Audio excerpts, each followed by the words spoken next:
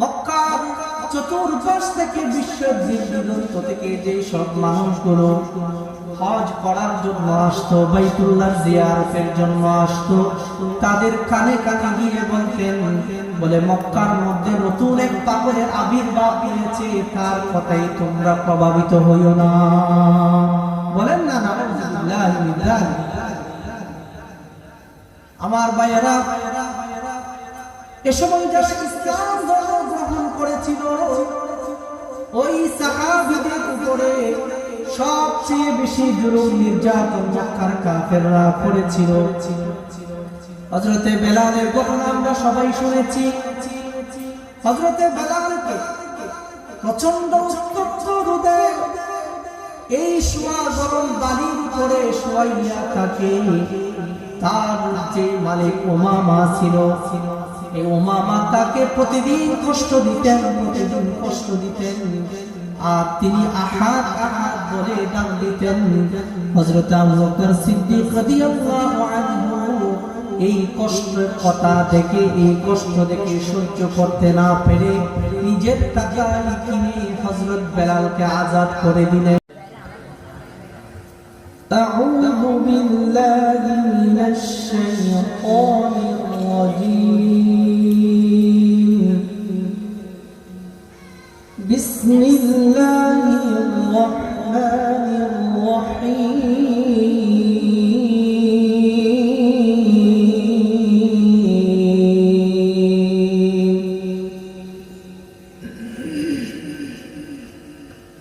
وسارعوا إلى مغفرة من ربكم وجنة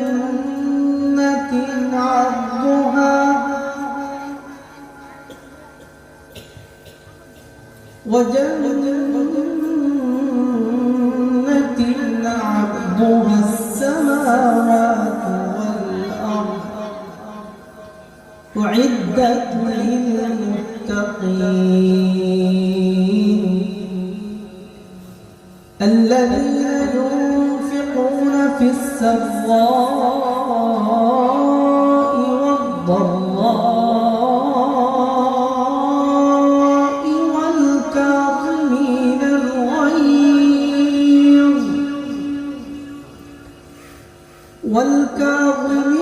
الغيظ والعافين عن الناس والله يحب المحسنين. وقال رسول الله صلى الله عليه وسلم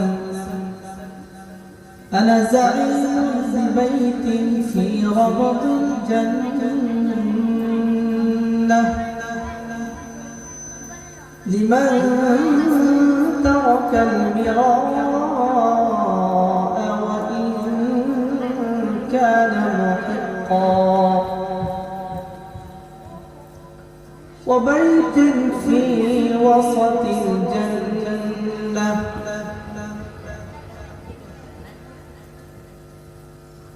لمن ترك الكذب وإن كان مازحا وبيت في أعلى الجنة لمن حسن خلقه أو كما قال عليه الصلاة والسلام. سبحانك لا علم لنا إلا ما علمتنا إنك أنت العليم الحكيم. صدق الله العلي العظيم وصدق رسوله النبي الكريم ونحن على ذلك لمن الشاهدين والشاكرين والذاكرين والحمد لله رب العالمين.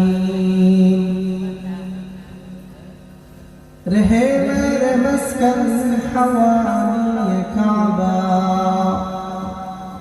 رہے میرے مسکن حوالی کعبہ، بنے میرے مدفن دیار बने मैंने मदफन दियारे मदीना। मोहम्मद ने आकर कुफ्र को मिटाया, कुफ्र को मिटाकर सदाकत को बताया, कुफ्र को मिटाकर सदाकत को बताया। दक्षिण मोहरीपाड़ा बर्थली আল বাইতুন নূর জামে মসজিদের উদ্যোগে সপ্তম বার্ষিক সভায় আজকে প্রধান অতিথি জনাব লিয়াকত আলী মেম্বার এবং বিশেষ অতিথি জনাব কিতাব আলী সাহেব, ওয়াজিবুল ইহতিরাম সদর মুকাম উম্মতের সরতাজ উলামায়ে কেরাম, আমার পাশে বসা শ্রদ্ধেয় সভাপতি এবং অত্র অঞ্চলের প্রিয় মুখ আলিম সমাজের প্রতিনিধি আমার দুই পাশে যারা বসে আছেন, বিশেষ করে অত্র মসজিদের সুযোগ্য সম্মানিত ইমাম ও খতিব, আমার খুব কাছের পরিচিত মুখ কক্সবাজারের যুবকদের হৃদয়ের স্পন্দন, বাংলাদেশ জাতীয় মুফাসসির পরিষদ কক্সবাজারের সম্মানিত প্রচার সম্পাদক হযরত মাওলানা আলমগীর হোসেন আজিজি মুদাজিল্লুহুল আলী, আমন্ত্রিত মেহমান বৃন্দ, আমার সামনে উপবিষ্ট আমার সমবয়সী কলেজার টুকরা যুবক ভাই ও বন্ধুগণ, মুরব্বিয়ান ইজাম, স্নেহের ছোট কচি কাছাড়া পর্দার আড়ালে অবস্থানরত প্রিয় মা ও বোনেরা, আল্লাহ রাব্বুল আলামিন এত গভীর রাতে প্রচন্ড শীতের সময়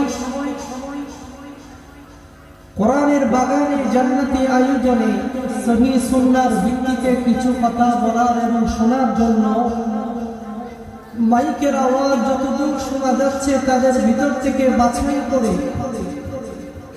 আল্লাহ তাআলা আমাদেরকে এখানে আসার জন্য সুযোগ দান করেছেন। নিঃসন্দেহে এটা আমাদের সকলের উপরে আল্লাহর পক্ষ থেকে বিশেষ অনুগ্রহ, বিশেষ ইহসান। আমাদের টাকার বলে, সম্পদের বলে, আমাদের শক্তি বলে এই জান্নাতি আয়োজনে আসা কারো বাহু বলে, শক্তি বলে আসার সুযোগ নেই। আল্লাহ তাআলা যাকে মহব্বত করেন, ভালোবাসেন, সওয়াবের কাজ, নেকির কাজ করার জন্য আল্লাহ তাআলা তাকে সুযোগ করে দিয়ে থাকেন।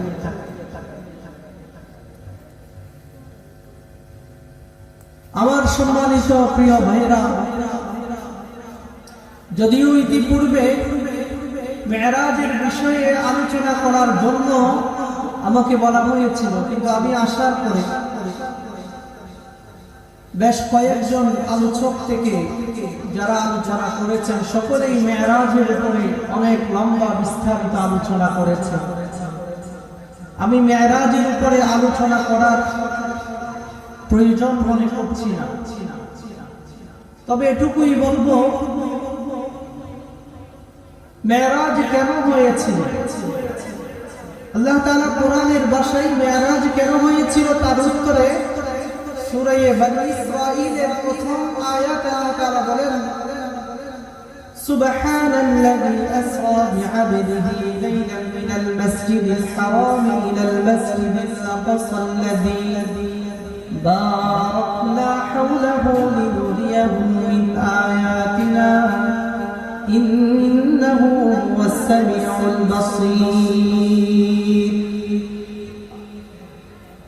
মেরাজের ঘটনা এত বড় আশ্চর্য ঘটনা, এই ঘটনা আশ্চর্য হয়ে স্বয়ং আল্লাহ সুবহানাহু ওয়া তাআলা সুবহানাল্লাযী শব্দ ব্যবহার করেছেন। ওই মহান পবিত্র জাতের ঘোষণা তার পবিত্রতা বর্ণনা করছি, যিনি নিজের বান্দাকে মসজিদে হারাম থেকে মসজিদে আকসায় নিয়ে গেলেন এবং পরবর্তীতে মসজিদে আকসা থেকে আল্লাহ তাআলা সপ্ত আকাশে নিয়ে গেলেন। এই যে মক্কা থেকে মসজিদে আকসা পর্যন্ত যাওয়া, এতটুকুকে আরবিতে বলা হয় ইসরা। বাচ্চারা মাঝে মাঝে কথা বললে আলোচনার একটু ডিস্টার্ব হবে, হয়তো ওদেরকে ফাঁকে ফাঁকে লুকিয়ে রাখেন, আর না হয় যাতে কথা বলতে না পারে। আমার ভাইরা, মক্কা থেকে বাইতুল মাকদিস ফিলিস্তিনে যাওয়া পর্যন্ত এতটুকুকে বলা হয় ইসরা। বাইতুল মাকদিস থেকে আরশ কুরসি উপরের জগতে যাওয়া, এটাকে বলা হয় মেরাজ। ইতিহাসবিদ এবং তাফসীর কোরআনে কারীমের ব্যাখ্যাকারী তাদের ভাষ্য অনুযায়ী এটাকে মেরাজের ঘটনা বলে। তো মেরাজ কেন হয়েছে? লিনুরিয়াহু মিন আয়াতিনা, আল্লাহ তাআলার বড় বড় নিদর্শনগুলি আল্লাহ তার হাবিব প্যারা নবী খাতামুন নবিয়্যিন সাইয়্যিদুল মুরসালিন শফিউল মুযনিবিন সরওয়ারে দু আলম সরওয়ারে কায়নাত মুহাম্মদুর রাসূলুল্লাহ সাল্লাল্লাহু আলাইহি ওয়াসাল্লাম কে আল্লাহর কুদরত দেখান, নিদর্শনগুলি দেখান। এটা কোরআনের ভাষায় মেরাজ এজন্যই হয়েছে। অনেক মুহাদ্দিসিনে কেরাম, মুফাসসিরিনে কেরাম মেরাজ হওয়ার পিছনে এই কারণ বর্ণনা করেছেন। আল্লাহ রাসূল সাল্লাল্লাহু আলাইহি ওয়াসাল্লাম নবুয়ত প্রাপ্ত হওয়ার পূর্বে মক্কার সকলের কাছে তিনি খুবই প্রিয় একজন ব্যক্তিত্ব ছিলেন, যাকে আলামিন উপাধি দিয়েছিলেন, যার কাছে সকলের আমানত রাখতেন। আমাদের সমাজে কার কাছে মানুষের দামি দামি জিনিস, গয়না পত্র, স্বর্ণ অলংকার কার কাছে বেশি জমা রাখে? যাকে সবচেয়ে বেশি মহব্বত করে এবং আমানতদার মনে করে, ঠিক না? তো তিনি নবুয়ত প্রাপ্ত হওয়ার আগে সকলের খুবই প্রিয় ব্যক্তিত্ব ছিলেন। যখন তিনি দাওয়াত শুরু করলেন 40 বছরে ইসলামের, তখন মক্কার কাফেররা প্রস্তাব দিয়েছিল, হে আমাদের বাতিজা মুহাম্মদ ইবনে আব্দুল্লাহ, তুমি যদি মক্কার সুন্দরী মেয়েদেরকে চাও, তোমার জন্য মক্কার সবচেয়ে যে সুন্দর মেয়ে, তার জন্য তোমার বিবাহের ব্যবস্থা করো। তবু তুমি এই ইসলামের দাওয়াত থেকে নিজেকে বিরত রাখো। আর যদি তোমার ক্ষমতার প্রয়োজন হয়, তো মক্কার সব, এই রাজ্যের সব ক্ষমতা তোমাকেই, তোমার হাতেই আমরা দিয়ে দেব। কিন্তু তিনি রাজি হন নাই, কারণ এটা ছিল সত্য ধর্ম ঐশী বাণী। দুনিয়ার লোভে পড়ে, কাফেরদের প্ররোচনায় পড়ে এই ইসলামের দাওয়াতকে বিলীন করা যাবে। তার মিশন ছিল পুরো দুনিয়ায় কিভাবে কোরআনের বাণী পৌঁছে যায়। যখন তিনি দাওয়াত দেওয়া শুরু করলেন, তখন থেকেই মক্কার কাফেরদের পক্ষ থেকে তার উপরে বিভিন্ন ধরনের নির্যাতন, নিপীড়ন, যত ধরনের মক্কার আবু জাহাল, উতবা, শাইবা, আবু লাহাব, তাকে যত ধরনের ফাঁসানো যায়, যত ধরনের শাস্তি দেওয়া যায়, তার সাথে কৌশলে যা যা করা যায় সব কিছুই তারা করে ফেললেন। তাকে পাগল বলতে লাগলেন, কখনো তাকে জাদুকর বলতে লাগলেন। মক্কার চতুর্পাশ থেকে বিশ্বের দিক-দিগন্ত থেকে যে সব মানুষগুলো হজ করার জন্য আসতো, বাইতুল্লাহ জিয়ারতের জন্য আসতো, তাদের কানে কানে গিয়ে বলতেন, বলে মক্কার মধ্যে নতুন এক পাগলের আবির্ভাব হয়েছে, তার কথাই তোমরা প্রভাবিত হইও না। বলেন না নাউযুবিল্লাহ। আমার ভাইয়েরা, এ সময় যারা ইসলাম ধর্ম গ্রহণ করেছিল, ওই সাহাবীদের উপরে সবচেয়ে বেশি জুলুম নির্যাতন মক্কার কাফেররা করেছিল। হযরতে বেলালের ঘটনা আমরা সবাই শুনেছি। হযরতে বেলালকে প্রচন্ড উত্তপ্ত রোদে এই শোয়া গরম বালির উপরে শোয়াইয়া থাকে। তার যে মালিক উমামা ছিল, এই উমামা তাকে প্রতিদিন কষ্ট দিতেন, আর তিনি আহাদ আহাদ বলে ডাক দিতেন। হযরত আবু বকর সিদ্দিক রাদিয়াল্লাহু আনহু এই কষ্টের কথা দেখে, এই কষ্ট দেখে সহ্য করতে না পেরে নিজের টাকায় কিনে হযরত বেলালকে আজাদ করে দিলেন। আমার ভাইরা,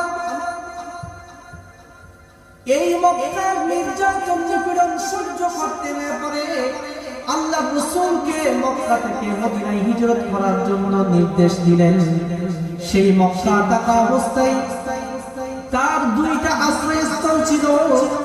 একটা ছিল খাদিজাতুল কুবরা রাদিয়াল্লাহু তাআলা আনহা, নিজের প্রিয় সহধর্মিণী। আরেকজন প্রিয় আশ্রয়স্থল ছিল যিনি বাবার স্থলাভিষিক্ত ছিল, বাবার আদর যার থেকে পেয়েছিলেন তা